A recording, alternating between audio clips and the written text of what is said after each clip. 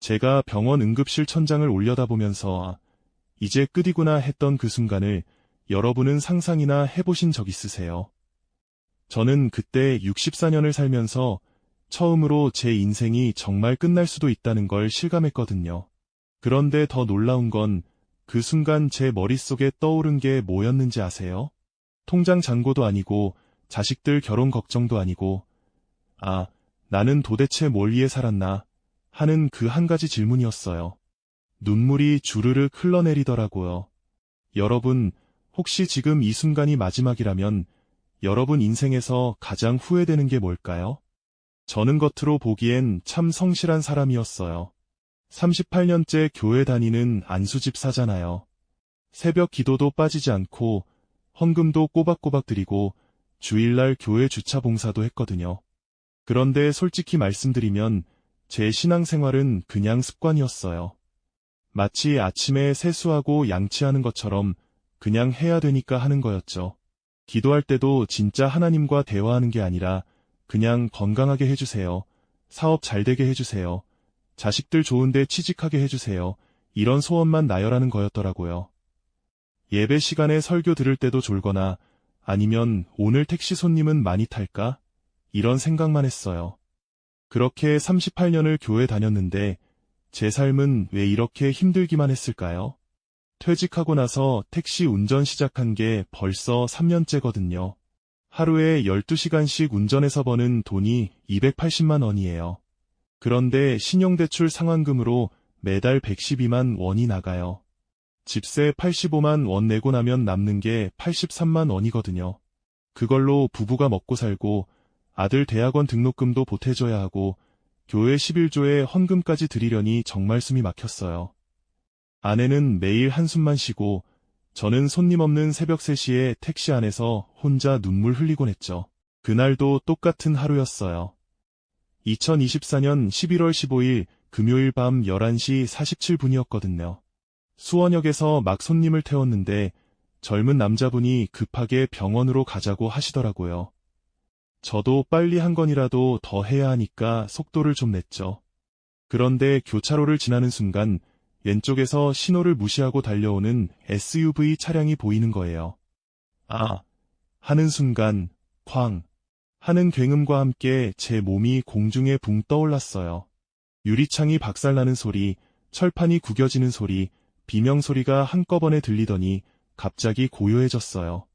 눈을 떴는데 천장이 빙글빙글 돌고 있더라고요. 가슴이 너무 답답해서 숨을 쉬려고 했는데 공기가 안 들어와요. 이렇게 죽는구나 하는 생각이 들면서 막 눈물이 쏟아지는 거예요. 그때 제 옆에서 누군가 119에 신고했어요. 버티세요. 라고 소리치는 게 들렸지만 그 소리가 점점 멀어지더라고요. 제 인생 64년이 주마등처럼 스쳐 지나가는데 그 안에 진짜 행복했던 순간이 몇 개나 되나 세어봤거든요. 손에 꼽을 정도밖에 없더라고요. 가슴이 찢어지는 것 같았어요. 저는 경기도 수원시 팔달구 매산로 3가에서 태어났어요. 올해로 64세거든요. 아버지는 공무원이셨고 어머니는 평범한 가정주부셨죠. 우리 집은 그렇게 잘 사는 편은 아니었지만 그래도 굶주리진 않았어요. 제가 26살 때 아내를 만나서 결혼했는데 그때는 정말 행복했거든요. 아내는 착하고 예쁘고 신앙심도 깊은 사람이었어요. 결혼하고 2년 뒤에 딸이 태어났고 3년 뒤엔 아들이 태어났죠. 저는 중소기업에 취직해서 28년 동안 성실하게 일했어요. 과장까지 올라갔고 월급도 제법 받았거든요. 교회는 결혼하고 나서 다니기 시작했어요. 장모님이 권사님이셨는데 결혼할 때 조건이 교회 다니는 거였거든요. 처음엔 억지로 나갔는데 시간이 지나니까 습관이 되더라고요. 새벽 기도도 나가고 주일 예배도 빠지지 않았어요. 구역 예배도 열심히 나갔고 교회 봉사도 했죠. 그러다가 10년 전에 안수집사로 임직받았어요. 교회에서는 저를 믿음 좋은 집사님이라고 칭찬했거든요. 근데 솔직히 말하면 제 신앙은 껍데기뿐이었어요. 기도할 때마다 늘 똑같은 말만 했거든요. 하나님, 우리 가족 건강하게 해주시고 사업 잘 되게 해주시고 자식들 좋은데 취직하게 해주세요. 예수님의 이름으로 기도합니다. 아멘. 이게 전부였어요. 성경도 그냥 읽기만 했지 무슨 말씀인지 깊이 생각해 본 적이 없었죠. 예배 시간에는 졸거나 아니면 다음 주 일정 생각하거나 직장일 생각하느라 설교 내용이 귀에 안 들어왔어요. 그냥 교회 다니는 게 보험 같은 거였어요. 열심히 다니면 하나님이 우리 가족 지켜주실 거라는 막연한 믿음이었죠. 그런데 3년 전에 갑자기 회사에서 명예퇴직 대상자 명단에 제 이름이 올라간 거예요. 61세였거든요. 청천벽력 같았죠. 퇴직금으로 2억 3천만 원을 받았는데 그 중에 1억 8천만 원은 자식들 결혼 자금이랑 빚 갚는데 다 써버렸어요. 남은 돈으로 작은 치킨집을 차렸는데 1년 만에 망했거든요. 이치를 잘못 잡은 거예요. 거기서 또 3,200만 원을 날렸죠. 그때 정말 눈앞이 캄캄했어요. 남은 돈이 하나도 없고 빚만 4,800만 원이 생긴 거예요. 할 수 없이 택시 운전을 시작했어요. 62살에 택시 면허를 따서 회사에 소속되어 일하기 시작했거든요. 하루에 12시간씩 운전하면 평균 28만 원에서 32만 원 정도 벌어요. 한 달에 25일 일하면 280만 원 정도 되죠. 거기서 신용대출 상환금 112만 원 나가고 집세 85만 원 내고 차량 유지비 23만 원 쓰고 나면 손에 쥐는 돈이 60만 원밖에 안 돼요. 거기에 식비, 통신비, 교통비, 교회 헌금까지 하려니 정말 숨이 막히더라고요. 아내도 마트에서 파트타임으로 일하면서 월 90만 원 정도 벌어요. 그걸로 저희 부부가 밥 먹고 사는 거죠. 딸은 34살인데 결혼해서 서울에서 살고 아들은 31살인데 아직 대학원 다니면서 취업 준비 중이에요. 아들 등록금이랑 생활비를 조금이라도 보태주려고 하는데 그것도 벅찰 때가 많았어요. 매일 새벽 5시에 일어나서 기도하고 6시부터 택시 운전 시작해서 밤 10시까지 일하는 게 일상이었거든요. 교회에서는 저를 여전히 믿음 좋은 집사님이라고 불렀어요.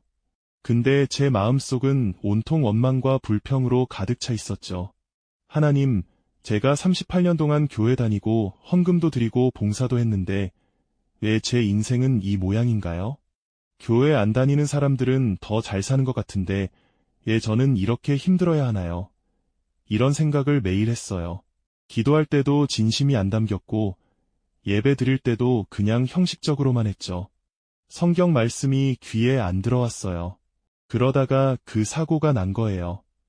2024년 11월 15일 밤 제 인생이 완전히 바뀌는 순간이었죠. 응급실에 실려갔을 때 저는 의식이 희미했어요. 의사 선생님들이 혈압 떨어지고 있어요. 수혈 준비 하면서 분주하게 움직이는 소리가 들렸거든요. 제 몸은 차갑게 식어가고 있었고 눈앞이 점점 흐려지는 게 느껴졌어요.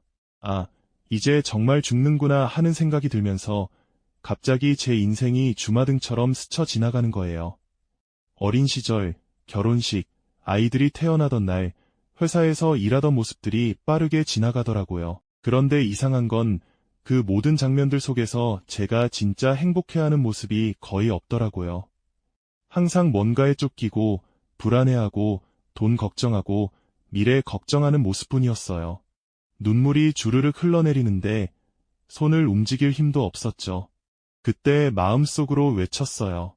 하나님, 제발 한 번만 더 기회를 주세요. 제대로 살고 싶어요. 진짜로 살고 싶어요. 그 순간 갑자기 주변이 조용해졌어요.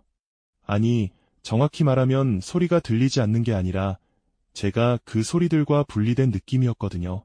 그리고 제 몸이 둥둥 떠오르는 것 같더라고요. 눈을 떴는데 제가 천장 근처에 떠 있는 거예요. 그리고 밑을 내려다보니까 침대 위에 누워있는 제 몸이 보이는 거예요. 의사 선생님들이 제 가슴을 누르면서 심폐소생술을 하고 있었죠. 이게 뭐지? 꿈인가? 싶었는데 너무 생생하더라고요. 그때 제 옆에 누군가 있다는 느낌이 들었어요. 돌아보니까 눈부시게 밝은 빛이 있었거든요. 그런데 그 빛이 무섭거나 뜨겁지 않고 오히려 따뜻하고 평안한 느낌이었어요. 마치 겨울날 햇볕을 쬐는 것 같은 포근함이었죠. 그 빛 속에서 누군가의 목소리가 들렸어요. 부드럽고 다정한 목소리였거든요. 성훈아, 나를 아느냐? 저는 본능적으로 알 수 있었어요. 이분이 예수님이시구나. 눈물이 왈칵 쏟아지면서 대답했죠. 주님, 주님이신가요? 제 목소리가 떨리더라고요. 그렇다. 내가 나를 38년 동안 찾았지만 진정으로 나를 만난 적은 없었구나. 그 말씀이 가슴에 꽂혔어요. 맞아요. 저는 38년 동안 교회 다녔지만 예수님을 진짜로 만난 적이 없었거든요. 그냥 형식적으로만 믿었던 거죠. 눈물이 멈추지 않았어요. 주님, 죄송합니다. 저는 제 방식대로만 살았어요. 주님께 진심으로 기도한 적도, 말씀을 진지하게 읽은 적도 없었어요. 그저 제 욕심만 채우려고 했죠. 예수님께서 제 어깨에 손을 얹으시는 느낌이 들었어요. 그 순간 제 몸속에 있던 모든 무거운 짐이 사르르 녹아내리는 것 같았거든요. 어깨가 가벼워지고 가슴이 뻥 뚫리고 숨쉬기가 편해지는 거예요. 성훈아, 내가 무엇을 가장 두려워했느냐? 저는 가난이 두려웠어요. 돈이 없으면 자식들한테 짐이 되고 아내한테 미안하고 세상 사람들한테 무시당할까 봐 두려웠어요. 그래서 내 평생을 돈을 쫓으며 살았구나. 그런데 성훈아, 내가 마태복음 6장 33절에서 뭐라고 말씀했느냐? 그 순간 성경 말씀이 제 머릿속에 또렷하게 떠올랐어요. 너희는 먼저 그의 나라와 그의 의를 구하라 그리하면 이 모든 것을 너희에게 더하시리라. 그 말씀을 수없이 들었지만 진짜로 와닿은 건 그때가 처음이었거든요.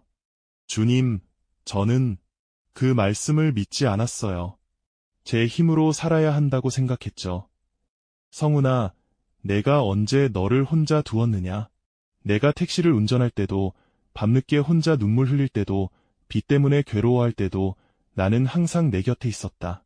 그런데 너는 나를 보지 못했구나. 예수님의 말씀에 제 마음이 찢어지는 것 같았어요. 맞아요. 하나님은 항상 저와 함께 하셨는데 제가 그걸 못 느낀 거였어요. 제 눈이 돈과 걱정에만 가려져 있었던 거죠. 주님, 제가 어떻게 해야 하나요? 이제 어떻게 살아야 하나요? 예수님께서 미소를 지으시는 것 같았어요. 그 미소가 얼마나 따뜻하던지 제 온몸이 녹아내리는 것 같았거든요. 요한복음 15장 5절을 기억하느냐? 나는 포도나무여 너희는 가지라 그가 내 안에 내가 그 안에 거하면 사람이 열매를 많이 맺나니 나를 떠나서는 너희가 아무것도 할 수 없음이라. 성훈아, 내가 나와 함께하면 된다. 내 힘으로 하려고 하지 말고 나를 의지하며 살아라. 그 말씀이 제 가슴속 깊이 새겨지는 느낌이었어요. 그동안 제가 얼마나 혼자 힘으로 살려고 발버둥 쳤는지, 그게 얼마나 어리석은 짓이었는지 깨달았거든요. 주님, 제가 돌아가면 어떻게 될까요? 1년 후, 너는 지금과는 완전히 다른 사람이 되어 있을 것이다. 내 얼굴에는 평안이 가득할 것이고, 내 마음에는 감사가 넘칠 것이다. 내 가정에는 웃음이 돌아올 것이고, 내 주변 사람들은 내게서 나를 볼 것이다. 그러니 이제 돌아가서 진정한 삶을 살아라. 마태복음 6장 33절을 기억하라.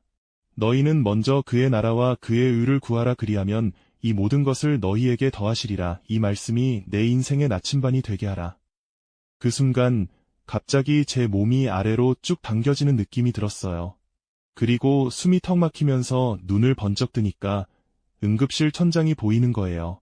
의사 선생님이 돌아왔어요. 맥박이 잡혔어요. 라고 외치는 소리가 들렸죠. 저는 그 순간 눈물이 멈추질 않더라고요. 살아났다는 안도감보다 예수님을 진짜로 만났다는 감격이 더 컸거든요. 병원에서 2주 동안 입원 치료를 받았어요. 갈비뼈 3개가 부러지고 왼쪽 다리에 금이 갔고 뇌진탕도 왔거든요. 의사 선생님이 정말 큰일 날 뻔했습니다. 심장이 3분간 멈췄었어요. 기적적으로 살아나신 겁니다. 라고 하시더라고요. 저는 그게 기적이 아니라 예수님의 은혜라는 걸 알았죠. 병원 침대에 누워서 성경을 처음으로 진지하게 읽기 시작했어요. 마태복음 6장 33절을 계속 반복해서 읽었거든요. 너희는 먼저 그의 나라와 그의 의를 구하라 그리하면 이 모든 것을 너희에게 더하시리라. 이 말씀이 무슨 뜻인지 곱씹어봤어요. 하나님 나라를 먼저 구하라는 게 뭘까? 그건 돈이나 명예나 성공을 최우선으로 두지 말고 하나님과의 관계를 최우선으로 두라는 뜻이었어요. 그동안 저는 하나님을 수단으로 삼았던 거예요. 제 목적을 이루기 위해 하나님을 이용했죠. 근데 진짜 신앙은 그게 아니더라고요. 하나님을 사랑하고 하나님의 뜻을 따라 사는 게 먼저고, 그러면 하나님이 필요한 모든 것을 채워주신다는 거였어요. 요한복음 15장 5절도 계속 묵상했어요.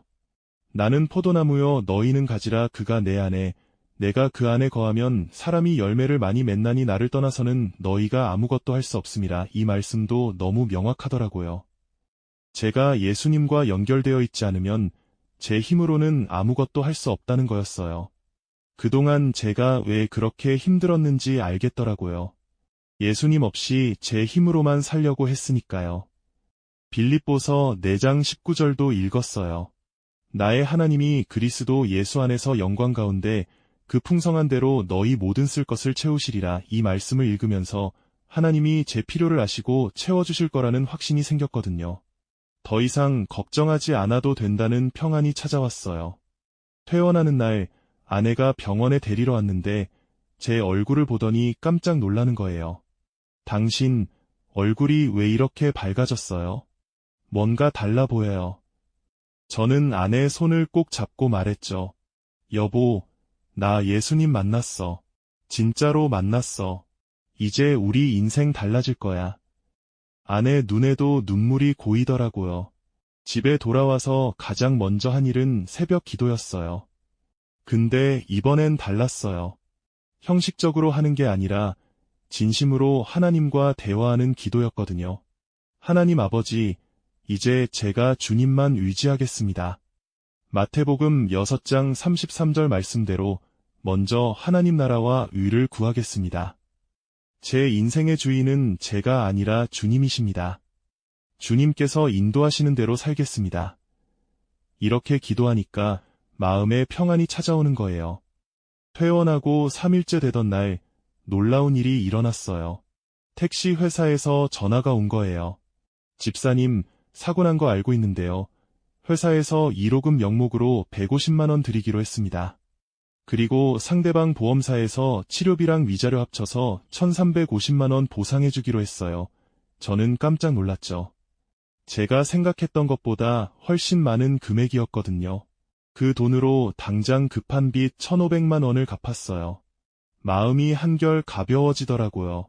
1개월이 지나면서 더 신기한 일들이 일어났어요.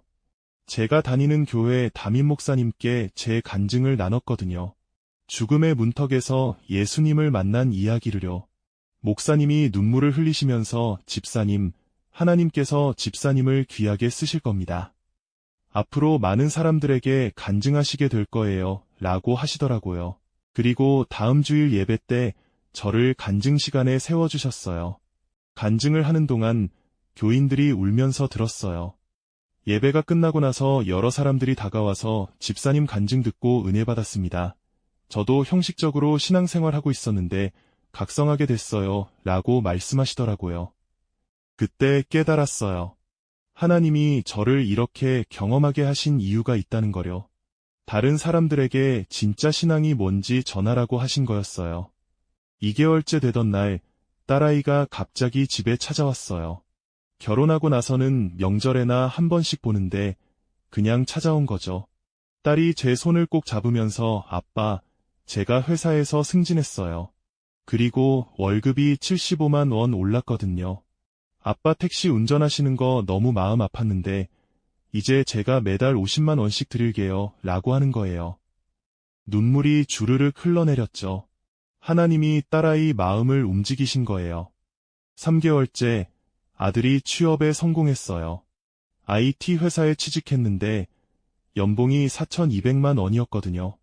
아들이 첫 월급 받고 와서 통장을 하나 내밀더라고요. 아버지, 여기 300만 원 들어있어요.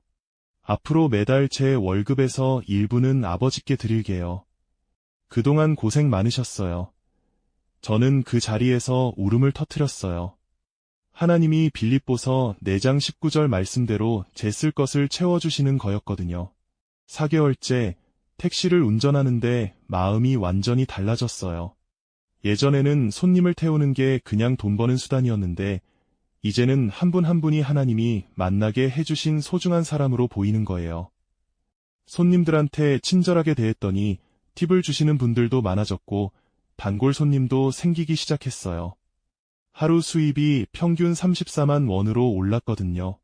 한 달이면 320만 원 이상 버는 거예요. 6개월째 되던 어느 날 교회 장로님이 저를 부르시더라고요. 집사님, 우리 회사에서 운전기사 한 분 구하는데 집사님 오실래요?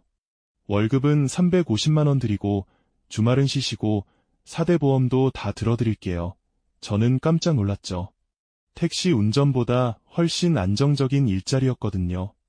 하나님이 마태복음 6장 33절 말씀대로 모든 것을 더하여 주시는 거였어요. 새 직장에 출근하면서 빚도 빠르게 갚기 시작했어요. 딸아이가 매달 50만 원씩 보내주고 아들이 100만 원씩 보내주고 제 월급 350만 원에 안에 월급 90만 원까지 합치면 한 달에 590만 원이 생기는 거예요. 거기서 집세 85만 원, 생활비 150만 원 쓰고 교회 헌금 60만 원 드리고 나면 295만 원이 남았죠. 그 돈으로 매달 빚을 갚아나갔어요. 8개월째 남은 빚이 1200만 원밖에 안 남았어요. 처음 4800만 원이었던 빚이 8개월 만에 3600만 원이나 줄어든 거예요. 정말 믿을 수 없었죠. 예전 같았으면 이자 내기도 빠듯했을 텐데 이제는 원금을 빠르게 갚고 있는 거예요. 9개월째 아내가 저한테 말했어요. 당신 요즘 얼굴이 정말 밝아졌어요. 예전에는 항상 찡그리고 한숨만 쉬었는데 요즘은 웃는 얼굴로 집에 들어와요. 집안 분위기가 완전히 달라졌어요. 맞아요. 저뿐만 아니라 우리 가족 전체가 변했어요. 저녁에 온 가족이 모여서 저녁 기도하고 성경책 한 구절씩 읽고 서로 대화하는 시간이 생겼거든요. 1년이 지난 지금 제 인생은 완전히 달라졌어요. 빚은 다 갚았고 통장에는 340만 원이 모여 있어요. 제 얼굴에는 평안과 기쁨이 가득해요. 새벽 기도 시간이 제일 행복한 시간이거든요. 하나님과 진짜로 대화하는 그 시간이 너무 좋아요. 교회에서 간증을 여러 번 했는데 제 간증을 듣고 눈물 흘리는 분들이 많아요. 목사님이 집사님은 죽음에서 살아난 나사로 같습니다. 라고 말씀하시더라고요. 제 아내도 완전히 변했어요. 예전에는 항상 근심 걱정으로 가득 차 있었는데 이제는 얼굴에 웃음이 가득해요. 마트 동료들이 권사님, 요즘 뭔가 좋은 일 있으세요? 얼굴이 너무 밝아졌어요. 라고 물어본대요. 아내가 제 간증 이야기를 하면 다들 놀라워한다고 하더라고요. 딸아이는 제게 아빠, 요즘 아빠가 정말 멋있어요. 예전에 답답하고 짜증 많던 아빠가 아니라 여유롭고 평안해 보여요. 라고 말해요. 아들도 아버지 덕분에 저도 신앙생활을 다시 시작했어요. 요즘 새벽 기도 나가고 있어요. 라고 하더라고요. 제 변화가 가족 전체를 변화시킨 거예요. 의사 선생님도 놀라워하셨어요. 1년 후 정기검진 받으러 갔더니 집사님 건강 상태가 정말 좋아졌어요. 사고 당시에는 후유증이 남을 거라고 생각했는데 지금은 완전히 회복되셨네요. 정말 놀랍습니다. 라고 하시더라고요. 저는 웃으면서 대답했죠. 하나님의 은혜입니다. 선생님. 사랑하는 여러분, 여러분도 혹시 저처럼 형식적으로 신앙생활하고 계신가요? 교회는 다니지만 예수님을 진짜로 만난 적은 없으신가요? 기도는 하지만 하나님과 진짜로 대화해 본 적은 없으신가요? 저는 38년 동안 교회를 다녔지만 예수님을 진짜로 만난 건 죽음의 문턱에서였어요. 여러분은 그런 극단적인 경험을 하지 않으셔도 돼요. 지금 이 순간 마음을 열고 예수님을 진심으로 영접하시면 됩니다. 제가 여러분께 드리고 싶은 3가지 실천 과제가 있어요. 첫째, 마태복음 6장 33절을 외우세요. 너희는 먼저 그의 나라와 그의 의를 구하라 그리하면 이 모든 것을 너희에게 더하시리라. 이 말씀을 하루에 10번씩 큰 소리로 외치세요. 그러면 여러분의 가치관이 바뀔 거예요. 돈이나 명예가 아니라 하나님이 우선순위가 될 거예요. 둘째, 매일 새벽에 30분만 일찍 일어나서 진심으로 기도하세요. 형식적인 기도가 아니라 하나님과 진짜로 대화하는 기도를 하세요. 하나님 아버지, 제가 오늘 무엇을 하길 원하십니까? 제 삶에 어떤 계획을 갖고 계십니까? 라고 물어보세요. 그러면 하나님이 응답하실 거예요. 셋째, 요한복음 15장 5절을 묵상하세요. 나는 포도나무요 너희는 가지라. 그가 내 안에 내가 그 안에 거하면 사람이 열매를 많이 맺나니 나를 떠나서는 너희가 아무것도 할 수 없음이라. 여러분 자신의 힘으로 살려고 하지 마세요. 예수님과 연결되어 있으면 예수님이 여러분을 통해 일하실 거예요. 그리고 여러분께 30일 챌린지를 드리고 싶어요. 앞으로 30일 동안 매일 아침 마태복음 6장 33절을 10번씩 외치세요. 그리고 30일 동안 매일 새벽 기도를 하세요. 단 30분이면 됩니다. 그리고 30일 동안 요한복음 15장을 매일 한 장씩 읽으세요. 30일 후에 여러분 삶이 어떻게 변했는지 댓글로 꼭 남겨주세요. 저는 여러분의 간증을 너무너무 기다리고 있을 거예요. 여러분, 댓글로 아멘이라고 적어주시겠어요? 여러분도 저처럼 예수님을 진짜로 만나길 원하신다면 아멘이라고 적어주세요. 그리고 여러분의 기도 제목도 함께 적어주세요. 제가 한 분 한 분 기도해드릴게요. 여러분의 이야기를 듣고 싶어요.